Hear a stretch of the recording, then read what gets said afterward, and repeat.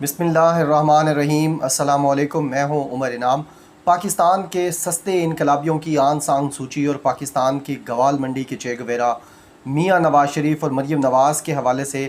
तीन पैटर्न बड़े मशहूर हैं। तीन चीज़ें हैं जिनका आपस में बड़ा गहरा ताल्लुक़ है। पहला ताल्लुक़ जो है वो जुमा और लड्डू का है। गुलाब जामुन कह लें, चमचम कह लें, बर्फ़ी कह लें, ये मिठाई और जुमा, इसका ख़ास ताल्लुक़ है मरीम नवाज़ के हवाले से। दूसरा बड़ा ताल्लुक़ जो इस हवाले से है वो है रसीदें और रज़िया भट्ट का नावल। और तीसरी चीज़ जो बड़ी मशहूर है इस हवाले से वो है फ़ैसले, यानी अदालती फ़ैसले और गुमराह कुन कैंपेन्स। ये तीन चीज़ों का बड़ा आपस में ताल्लुक़ है। मैं आपको शॉर्टली ये बताता हूँ और फिर ये बताता हूँ कि आज जब अरशद मलिक के ख़िलाफ़ फ़ैसला आया, लाहौर हाई कोर्ट की कमेटी ने उनको मुअत्तल कर दिया, उनको बर्खास्त कर दी, उनकी यानी टर्मिनेट कर दिया, उनको बरतरफ कर दिए। उसके बाद जो लड्डू खाए गए हैं, जो बांटे गए हैं ट्विटर के ऊपर, लंबी लंबी ट्वीट्स थी, इनकलाबी सस्ते इनकलाबियों की ट्वीट्स थी, वो सब एक तरफ मैं पढ़ रहा था और दूसरी तरफ मैं वो बयान हल्फी 4 सफ़ों का जो इस्लामाबाद हाई कोर्ट में जमा करवाया था अरशद मलिक ने मरीम नवाज़ की उस प्रेस कॉन्फ्रेंस जो 6 जुलाई 2019 को हुई थी, उसके बाद मैं हैरान हो रहा था कि वो पूरी चार्जशीट है जो जज जिसने फ़ैसला दिया है, ज़ाहिर है उसका बयान उस फ़ैसले में या उस केस में सबसे ज़्यादा अहमियत का हामिल होगा और आपकी और मेरी जो राय होगी वो उतनी ज़्यादा अहमियत की हामिल नहीं होगी। मैं हैरान था कि अरशद मलिक ने वो जो चार्जशीट किया है और उन्होंने जो कहा है कि पाकिस्तान में मुझे धमकाया गया, इस्लामाबाद में, रावलपिंडी में, जाती उम्रा में और यहाँ तक कि मस्जिद नबी सल्लल्लाहु अलैहि वसल्लम मदीना मुनव्वरा में 27 रमज़ान अल मुबारक की रात को भी बैठकर उनको डराया धमकाया गया। एक तरफ आपके ख़िलाफ़ वो चार्जशीट हो और दूसरी तरफ आप चे गवेरा बन रहे हो, आप आन सांग सूची बन रही हो और आप सस्ते इनकलाबी ट्वीट्स कर रही हो, तो मेरे जैसा जो सहाफ़त का तालिब इल्म है उसका सर घूम जाता है और वो उसको लगता है कि शायद वो कोई यानी किसी और मुल्क का रिहायशी है और ये किसी और मुल्क के लोगों को बेवकूफ़ बनाने की, अपने कारकुनान को, अपने वोटर्स को बेवकूफ़ बनाने की कोशिश कर रहे हैं। जुम्मा और लड्डू, जुम्मा या मिठाई भी कह सकते हैं। एक दफ़ा तो इनके लड्डू हमने भी खा लिए थे सुप्रीम कोर्ट के अहाते में 20 अप्रैल 2017 को जब फ़ैसला आया था 3-2 का सुप्रीम कोर्ट से पनामा केस में। उस वक्त वो इतना बड़ा टोकरा था, वो तारिक फ़ज़ल चौधरी अंदर लेकर आए, मरीम औरंगज़ेब ने वहाँ से उठा के साफ़ियों को खिलाने की कोशिश की, सिद्दीक़ जान ने 2 लड्डू लिए इतने बड़े बड़े, यानी वो थे भी बड़े साइज़ के, जो नॉर्मल हमारे घरों में साइज़ होता है वो वाले नहीं थे, वो चमचम बड़े वाले थे। वो एक सिद्दीक़ जान ने खाया, एक मैंने खाया। सिद्दीक़ जान ने तो मरीम औरंगज़ेब की फरमाइश पर खाया और मैंने सिद्दीक़ जान की फरमाइश पर खाया। खैर वो लड्डू हमें तो हज़म हो गए, लेकिन नून लीग को वो 20 अप्रैल 2017 वाले लड्डू भी यानी हज़म ना हो सके। दानियाल अज़ीज़ को भी ना, तलाल चौधरी को भी ना, उस वक्त जितने यानी सारे सस्ते चे गवेरे वहाँ पे मौजूद थे। पनामा के दौरान जो मैंने बताया 20 अप्रैल को लड्डू खाए गए, हज़म नहीं हुए। फिर जुम्मे का ताल्लुक़ अगर देखा जाए तो पनामा के बाद बहुत सारे फ़ैसले आए नवाज़ शरीफ के हवाले से, नून लीग के हवाले से, जो जुम्मे के दिन आते रहे वो सारे ख़िलाफ़ आते रहे, यानी वक्ती तौर पर लड्डू खा लिए जाते थे, थोड़े दिन बाद वो फिर उगलने पड़ते थे। रीसेंट एग्ज़ाम्पल अगर आप देखें इसकी लेटेस्ट, तो वो है 2 हफ़्ते पहले का, जब जस्टिस काज़ी फ़ाइज़ ईसा केस का फ़ैसला आया सुप्रीम कोर्ट से और सदारती रेफरेंस को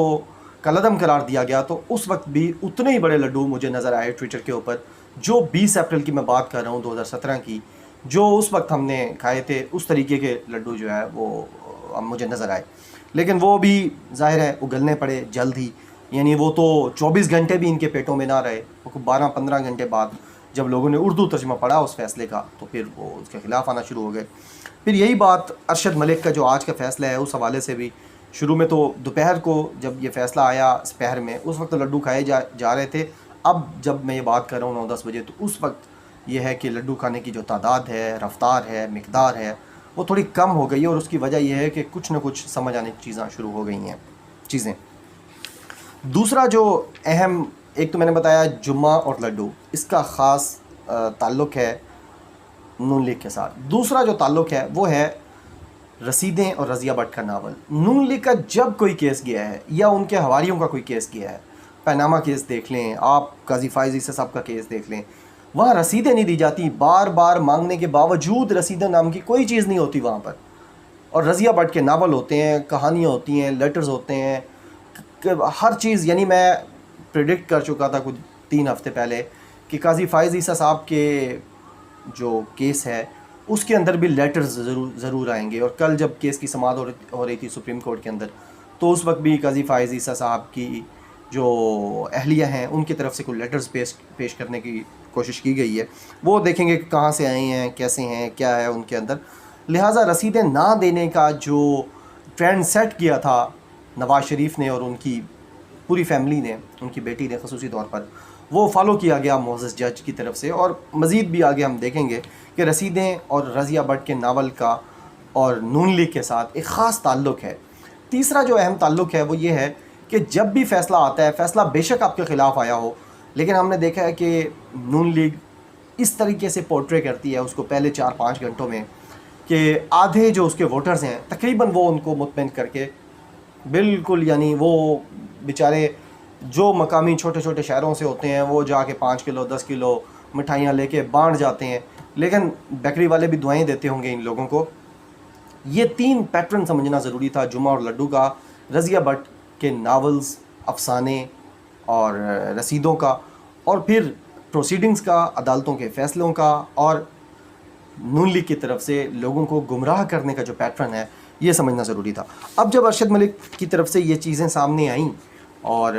उनको बरतरफ़ किया गया उनकी मुलाजमत से, तो मैं देख रहा था कि उनका एक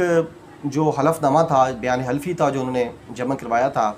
कोर्ट के अंदर जब मरीम नवाज़ की प्रेस कॉन्फ्रेंस हुई उसके बाद, उसमें से 10-12 अहम पॉइंट जो हैं वो अगर हम देख लें तो सारी चीज़ें वाज़ेह हो जाती हैं कि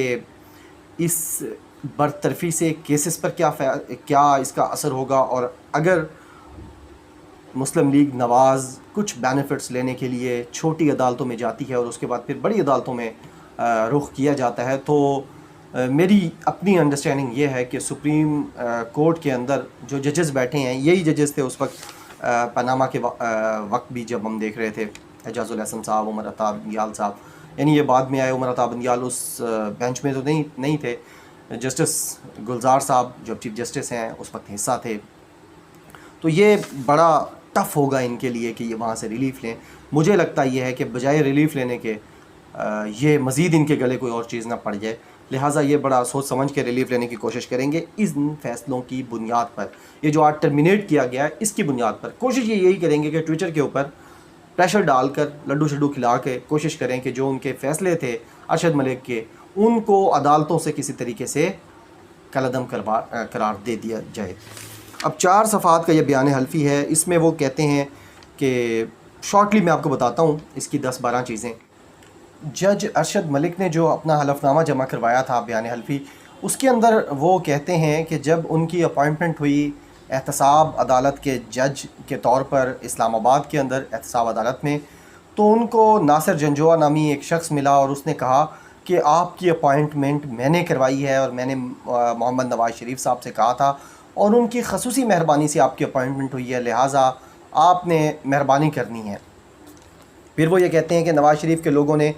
कई बार मुझे, जब मेरे पास रेफरेंसेस आ गए, मेरे पास वो केसेस शुरू हो गए, उनकी समाअत शुरू हुई, तो नवाज़ शरीफ के करीबी लोगों ने कई बार मुंह मांगी रिश्वत की ऑफ़र की। दुनिया में जहां बोलें उन्होंने कहा कि हम आपको पैसे पहुंचा देंगे। फिर उन्होंने कहा कि रिश्वत ना लेने पर मुझे धमकियां दी गई। जब मैंने कहा कि नहीं मैं पैसे नहीं लेता,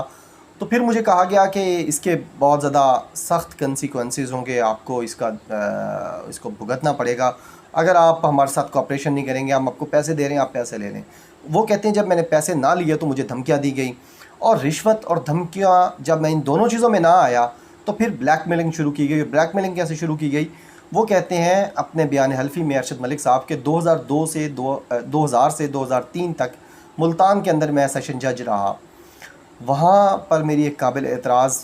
वीडियो जो है वो बनाई गई और उसको टेम्पर किया गया उस वक्त में, और वो अब ला के सामने रखी मेरे सामने नासिर भट्ट ने और नासिर जंजोआ ने, और उन्होंने कहा कि ये वीडियो आपकी वहाँ से सामने आई है और आप हमारे साथ मेहरबानी करें, हमारी बात को मानें, वरना फिर जो है ना वो हम कुछ चीज़ें ऐसी सामने लाएंगे आपकी कि आपको फिर यानी शर्मिंदा होना पड़ेगा और फिर नौकरी से भी हाथ धोना पड़ेगा। और उनको ये कहा गया कि ये वीडियो हम ख़त्म कर देंगे अगर आप नवाज़ शरीफ के हक़ में वीडियो बनाएं, आप बताएं कि किस तरीके से आपके ऊपर जो जो आपने फ़ैसला दिया है उसके अंदर किस तरीके से आपके ऊपर इदारों का दबाव था, सियासी दबाव भी था, आपके ऊपर इदारों का दबाव भी था, जिसकी बुनियाद पर आपने नवाज़ शरीफ के ख़िलाफ़ एक रेफरेंस में फ़ैसला दिया गया। फिर वो ये कहते हैं कि मुझे तो यानी रेफरेंस मेरी अदालत में आने से पहले मुझे धमकाया गया, फिर जब रेफरेंसेस मेरी अदालत में आ गए उस वक्त धमकाया गया, फिर जब फ़ैसला आ गया उसके बाद भी जान नहीं छोड़ी गई और उसके बाद भी ये वीडियो सामने लाई गई और मुझे लेके जाया गया जाती उम्रा जहाँ नवाज़ शरीफ से मेरी मुलाकात हुई। नवाज़ शरीफ ने ख़ुद इस्तकबाल किया और उन्होंने भी यही कहा कि आप मेहरबानी करें और आप ये कहें कि मेरे ऊपर बहुत ज़्यादा दबाव था जिसकी वजह से मैंने नवाज़ शरीफ के ख़िलाफ़ फ़ैसला दिया है और अब मैं मुलाजमत छोड़ के जाना चाहता हूँ क्योंकि मेरे ऊपर बहुत ज़्यादा मेरे ज़मीर का मलामत है, मेरे ज़मीर का दबाव है। वो कहते हैं कि जब मैंने इस चीज़ से भी इनकार किया तो उन्होंने फिर मुझे कहा कि अच्छा जो आपने सज़ा हमें दी है ना, इसके ख़िलाफ़ हमारी एक पूरी टीम ने इस सज़ा के ख़िलाफ़ एक अपील तैयार की है, अब उस हवाले से कम कोई थोड़ी सी वो अपील देख लें, हमें आप हेल्प आउट कर दें। तो क्या वो जज साहब कहते हैं फिर मैंने सोचा कि कुछ भी मैं इनसे यानी कॉपरेशन नहीं कर रहा तो कहीं ये ना हो कि वो मेरी वीडियो जारी कर दें या कोई और मुझे कोई ऐसी कॉन्सिक्वेंसेस देखने पड़े। लिहाजा वो कहते हैं कि मैं उनके पास गया वो देखने जो उनकी एप्लीकेशन तैयार हुई पड़ी थी और उसमें मैंने ना चाहते हुए भी चंद मशवरे दिए। ये उनके अपने अल्फाज हैं जज साहब के। वो कहते हैं कि जो इन्होंने फिर मेरी गुफ्तगू रिकॉर्ड की, जो बाद में ये फिर वीडियो की सूरत में यानी बनाकर ले आए और उसको भी वो कहते हैं कि उन्होंने एडिट किया, टेम्पर किया है और मेरे ख़िलाफ़ उसको यानी जो चीज़ें मैंने उसमें नवाज़ शरीफ के जो फ़ैसला मैंने दिया था, अपने फ़ैसले के हक़ में जो चीज़ें बोली थी वो इन्होंने ख़त्म कर दी, जो दूसरी चीज़ें थी उनको आपस में मिलाकर गुमराहकुन प्रोपेगेंडा किया गया। फिर वो कहते हैं कि मैं उम्रा करने 1 जून को गया 2019 में, जो कि 27 रमज़ानुल मुबारक बन रही है। वो कहते हैं वहाँ मुझे मस्जिद नबी के गेट पर नासिर भट्ट मिला। नासिर भट्ट ने कहा कि हुसैन नवाज़ आपको मिलना चाहते हैं। मैंने इनकार किया लेकिन उन्होंने फिर वही धमकियाँ दी कि पाकिस्तान में मैं एक बटन दबाऊँगा मोबाइल का और तुम्हारा सारा नुकसान हो जाएगा। वो कहते हैं फिर मैं हुसैन नवाज़ से मिलने गया। हुसैन नवाज़ से जब मेरी मुलाकात हुई तो हुसैन नवाज़ का लहजा सख्त था। उन्होंने मुझे डराया, धमकाया और मुझे 50 करोड़ की ऑफ़र की और कहा कि आप अपनी मुलाजमत से इस्तीफ़ा दे दें, ये कहते हुए कि आपके ऊपर ज़मीर का बोझ है, हम आपको 50 करोड़ भी देते हैं, बरतानिया, कनाडा समेत जहां आपका दिल चाहे हम आपकी पूरी फैमिली को सेटल कर देंगे और वहां एक इस्टेब्लिश्ड बिज़नेस भी आपको देंगे। वो कहते हैं फिर मैंने ये बात भी जब उनकी ना मानी और वीडियो ना बना कर दी तो फिर मेरे ख़िलाफ़ जो है वो 6 जुलाई 2019 को मरीम नवाज़ ने प्रेस कॉन्फ्रेंस की और आखिर में वो अपने बयान हल्फी में लिखते हैं कि मैं अभी भी इस बात पर कायम हूँ कि मेरे ऊपर कोई सियासी या कोई इदारे का कोई दबाव नहीं था जब मैंने नवाज़ शरीफ के ख़िलाफ़ फ़ैसला दिया। जहाँ उनके ख़िलाफ़ काफ़ी सबूत थे वहाँ मैंने फ़ैसला दिया, जहाँ ना काफ़ी सबूत थे वहाँ मैंने उनको बरी किया। लेकिन नवाज़ शरीफ मुझसे ये चाहते थे, ये पूरा सिसिलियन माफिया, आप देखें कि पहले उनको रिश्वत की ऑफ़र की गई, जब वो नहीं माने तो फिर उनको डराया धमकाया गया, वो जब उस पर भी नहीं माने फिर ब्लैकमेलिंग की गई, जब वहाँ से भी मामला आगे चला गया तो फिर भी आप देखें सिसिलियन माफिया कितना पुरुमीद है, हिम्मत उन्होंने फिर भी नहीं हारी और वो फिर भी यानी उनके पीछे लगे रहे और कहते रहे कि आप चलो फ़ैसला दे दिया है। उसके बाद ही एक वीडियो बना के ये कह दें कि जी मेरे ऊपर तो ज़मीर का बड़ा बोझ है, ज़मीर मलामत करता है, रातों को नींद नहीं आती, डरोने ख्वाब आते हैं, मेहरबानी करें, मैं तो छोड़ के जा रहा हूँ जनाब वाला, नवाज़ शरीफ के ख़िलाफ़ जो मैंने गुनाह किया है शायद ही मुझे कोई इसकी बख्शिश मिल सके। लिहाजा ये बयान हल्फी जहाँ एक तरफ एक चार्जशीट हो 4 सफ़ों की ख़ुद उस शख्स की तरफ से जिसको डराया गया, धमकाया गया, जिसको नवाज़ शरीफ ने ऑफ़र की, जिसको हुसैन नवाज़ ने मदीना मुनव्वरा में बैठ के ऑफ़र की हो, उसका ये बयान हल्फी सामने हो और उसके बावजूद आप उस शख्स की नौकरी जिसकी आपकी वजह से जिसकी नौकरी गई है उसकी नौकरी बर्खास्त होने पर, बरतरफ होने पर आप इस तरीके की एक कैंपेन चलाएं जैसे आप को बेगुनाह कह दिया गया है आपके वालिद गिरामी को, तो ये इंतहाई गुमराह कौन है। लेकिन साथ ये भी है कि इसका कोई फ़ायदा नहीं होना। ज़ाहिर है जो लड्डू थोड़े बहुत खाए हैं, लड्डू वैसे बहुत ज़्यादा खाए गए हैं लेकिन थोड़े थोड़े सबने खाए हैं गर्मियों की वजह से, लिहाजा जिन्होंने वो खाए हैं वो भी कल सुबह तक या परसों तक अल्लाह करेगा वो बाहर आ जाएंगे। बहुत शुक्रिया। अल्लाह हाफ़िज़।